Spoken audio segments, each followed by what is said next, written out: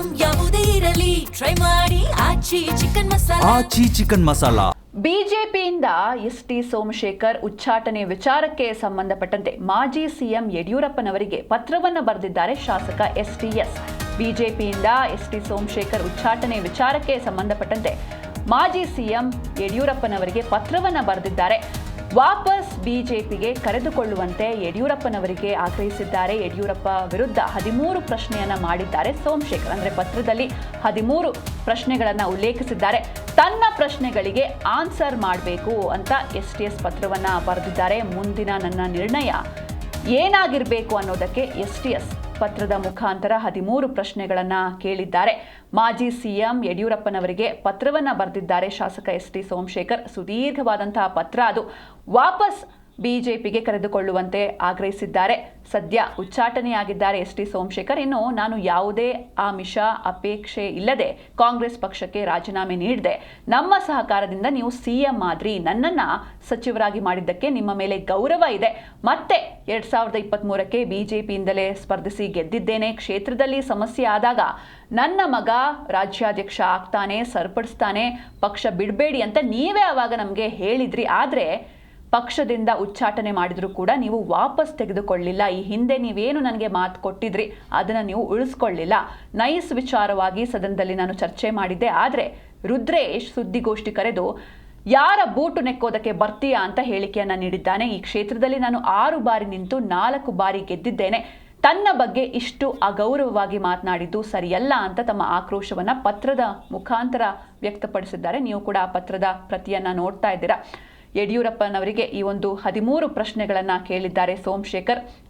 ಅಂದ್ರೆ ಏನೆಲ್ಲ ಪ್ರಶ್ನೆಗಳು ಅಂತ ನೋಡ್ತಾ ಹೋಗೋದಾದ್ರೆ, ಯಾವುದೇ ವ್ಯಕ್ತಿ ಬಿಜೆಪಿಗೆ ಬರಬೇಕಂದ್ರೆ ಬೂಟ್ ನೆಕ್ಕಿ ಬರಬೇಕಾ ಅನ್ನೋದು ಇವರ ಮೊದಲನೇ ಪ್ರಶ್ನೆ. ಬೂಟ್ ನೆಕ್ಕುವ ಸಂಸ್ಕೃತಿ ಬಿಜೆಪಿ ಒಳಗೆ ಇದೆಯಾ ಅಂತ ಪ್ರಶ್ನೆಯನ್ನ ಮಾಡಿದ್ದಾರೆ. ಬಿಜೆಪಿಯಲ್ಲಿ ಹಾಗಾದ್ರೆ ಬೂಟ್ ನೆಕ್ಕೋರಿಗೆ ಮಾತ್ರ ಅವಕಾಶನಾ?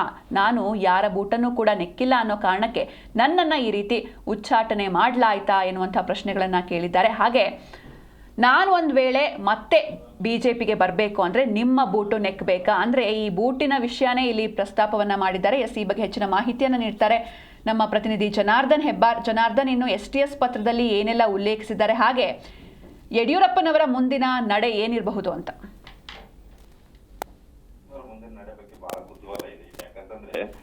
ರುದ್ರೇಶ್ ಅವರ ಹೆಸರನ್ನ ಆ ಕ್ಷೇತ್ರಕ್ಕೆ, ಯಶವಂತಪುರ ಕ್ಷೇತ್ರಕ್ಕೆ ಪ್ರಸ್ತಾಪ ಮಾಡಿದ್ದೆ ಯಡಿಯೂರಪ್ಪನವರು. ಅದು ಆ ಸಂದರ್ಭದಲ್ಲಿ ಸ್ವಲ್ಪ ವಿವಾದಕ್ಕೂ ಕೂಡ ಕಾರಣ ಆಗಿತ್ತು. ಆ ನಂತರದಲ್ಲಿ ವಿಜೇಂದ್ರ ಅವರಿಗೆ ಸ್ಪಷ್ಟನೆಯನ್ನು ಕೂಡ ಕೊಟ್ಟಿದ್ರು. ಆದ್ರೆ ಎಸ್ಟಿ ಸೋಮಶೇಖರ್ ಅಲ್ಲಿ ಸ್ಥಳೀಯ ಶಾಸಕರಿದ್ದಾರೆ, ಬಿಜೆಪಿಯಿಂದ ತಾಂತ್ರಿಕವಾಗಿ ಆಯ್ಕೆಯಾದಂತವರು. ಸದ್ಯ ಅವರು ಬಿಜೆಪಿಯಲ್ಲಿ ಇಲ್ಲ, ಉಚ್ಚಾಟನೆ ಆಗಿದ್ದಾರೆ.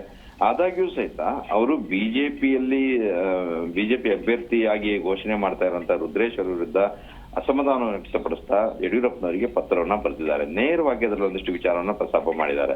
ನಾನು ಯಾರ ಬೂಟನ್ನು ನೆಕ್ಕಿಲ್ಲ ಅನ್ನೋ ಕಾರಣಕ್ಕಾಗಿ ನನ್ನನ್ನ ಪಕ್ಷದಿಂದ ಉಚ್ಚಾಟನೆ ಮಾಡಿದ್ರ, ಪಕ್ಷದಲ್ಲಿ ಎಲ್ಲ ಅವಕಾಶ ಪಡ್ಕೋಬೇಕಂದ್ರೆ ಬೂಟ್ ನೆಕ್ಬೇಕಾ? ಅಲ್ಲಿ ರುದ್ರೇಶ್ ಅವರು ನಡ್ಕೊಳ್ತಾ ಇರುವಂತಹ ರೀತಿ, ತನ್ನ ವಿರುದ್ಧವೇ ಪತ್ರಿಕಾಗೋಷ್ಠಿಯನ್ನ ಮಾಡ್ತಾ ಇದ್ದಾರೆ. ಇದೆಲ್ಲವನ್ನು ಕೂಡ ಅವ್ರು ನೇರವಾಗಿ ಯಡಿಯೂರಪ್ಪನವರಿಗೆ ಪ್ರಶ್ನೆ ಮಾಡಿದ್ದಾರೆ. ಇದಕ್ಕೆ ನೀವು ಉತ್ತರವನ್ನ ಏನ್ ಕೊಡ್ತೀರಿ? ನಿಮ್ಮ ಉತ್ತರ ಬಹಳ ಮುಖ್ಯವಾದದ್ದು ಮುಂದಿನ ನಡೆಗೆ ಅನ್ನೋಂಥ ವಿಚಾರವನ್ನು ಪ್ರಸ್ತಾಪ ಮಾಡಿದ್ರು. ಒಂದ್ ಕಡೆಯಲ್ಲಿ ಅವರ ಪತ್ರವನ್ನ ನೋಡಿದಾಗ, ಸಾರಾಂಶ ನೋಡಿದಾಗ ವಾಪಸ್ ಬಿಜೆಪಿ ಬರೋದಕ್ಕೆ ಅವರು ಮನಸ್ಸು ಮಾಡ್ತಾ ಇದ್ದಾರಾ ಅನ್ನೋಂಥ ಪ್ರಶ್ನೆ ಕಾಡುತ್ತೆ. ಯಾಕಂದ್ರೆ ಪಕ್ಷದಿಂದ ಉಚ್ಚಾಟನೆ ಆಗಿರುವಂತವ್ರು ಇಂಥ ಸಂದರ್ಭದಲ್ಲಿ ಪಕ್ಷದ ಬಿಜೆಪಿ ನಡೆಯ ಬಗ್ಗೆ ಅವ್ರು ಪ್ರಶ್ನೆ ಮಾಡ್ತಾರಂದ್ರೆ ವಾಪಸ್ ಪಕ್ಷಕ್ಕೆ ಬರುವಂತ ಆಸೆ ಇದೆ ಅನ್ನುವಂತ ಕಾರಣ ಇಲ್ಲಿ ಕಾಣಿಸುತ್ತೆ ಮೇಲ್ನೋಟಕ್ಕೆ. ಹಾಗಾಗಿ ಇಲ್ಲಿ ಒಂದಷ್ಟು ಆಕ್ರೋಶದ ಮಾತುಗಳನ್ನ ಅವ್ರು ಆಡಿದ್ದಾರೆ. ಯಾವ ಕಾರಣಕ್ಕಾಗಿ ಈ ರೀತಿ ನಡ್ಕೊಳ್ತಾ ಇದ್ದಾರೆ? ನೀವು ಅವರಿಗೆ ಕುಮ್ಮಕ್ ಕೊಡ್ತಾ ಇದ್ದೀರಾ? ಇದನ್ನ ನಿಗ್ರಹಿಸೋದಕ್ಕೆ ಯಾಕೆ ಸಾಧ್ಯ ಆಗ್ತಾ ಇಲ್ಲ? ನಾನು ಹಿಂದೆ ಪಕ್ಷವನ್ನ ತೊರೆದು, ಕಾಂಗ್ರೆಸ್ ಅನ್ನ ತೊರೆದು ಬಿಜೆಪಿಗೆ ಬೇಷರತ್ತಾಗಿ ಬಂದು ಸರ್ಕಾರ ರಚನೆ ಮಾಡುವಲ್ಲಿ ಪ್ರಮುಖ ಪಾತ್ರವನ್ನು ವಹಿಸಿದ್ದೇನೆ. ಆದ್ರೆ ಈಗ ಯಾಕೆ ಈ ರೀತಿಯಲ್ಲಿ ನಡ್ಕೊಳ್ತಾ ಇದ್ದಾರೆ? ಇದಕ್ಕೆ ಯಡಿಯೂರಪ್ಪನವರು ಸ್ಪಷ್ಟ ಉತ್ತರವನ್ನ ಕೊಡ್ಬೇಕು ಅನ್ನೋ ಮೂಲಕ ಇದಕ್ಕೆಲ್ಲದಕ್ಕೂ ಕೂಡ ಕಡಿವಾಣ ಹಾಕಬೇಕು ಅನ್ನೋ ಮಾತನ್ನ ಹೇಳಿದ್ದಾರೆ. ಅಲ್ದೇನೆ ನಿಮ್ಮ ಉತ್ತರ ಬಹಳ ಮುಖ್ಯವಾದದ್ದು ಮುಂದಿನ ನಡೆಗೆ ಅನ್ನುವಂತ ವಿಚಾರವನ್ನ ಹೇಳುವಾಗ, ನಾವು ವಾಪಸ್ ಬಿಜೆಪಿಗೆ ಕರೆಸ್ಕೊಳ್ಳಿ ಅಥವಾ ಬಿಜೆಪಿ ಕರೆಸ್ಕೊಳ್ಳೋದ್ರ ಬಗ್ಗೆ ಮಾತುಕತೆಯನ್ನ ಮಾಡಿ ಪಕ್ಷದಿಂದ ಉಚ್ಚಾಟನೆ ಮಾಡಿರೋದು ಯಾಕೆ ಅನ್ನುವಂಥ ವಿಚಾರವನ್ನು ಅವ್ರು ಪ್ರಸ್ತಾಪ ಮಾಡಿದ್ದಾರೆ.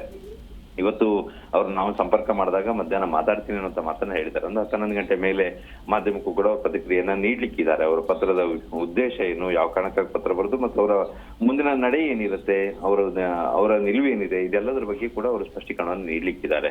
ಇದ್ರ ನಡುವೆಯಲ್ಲಿ ಯಡಿಯೂರಪ್ಪನವರು ಇದ್ರ ಬಗ್ಗೆ ಮಾತಾಡ್ತಾರಾ ಅನ್ನುವಂತ ಕುತೂಹಲ.